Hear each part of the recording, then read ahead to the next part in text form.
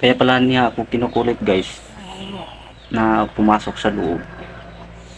So dadalhin niya ako sa loob. Yun pala ay inaantok na. Ito nakatulog na oh. Nihilik na.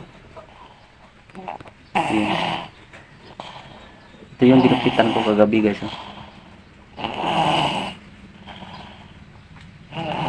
Nakatulog na siya oh. Dito pa naman kami sa duyan. Hindi pa naayos yung ano niya oh, pagkahiga.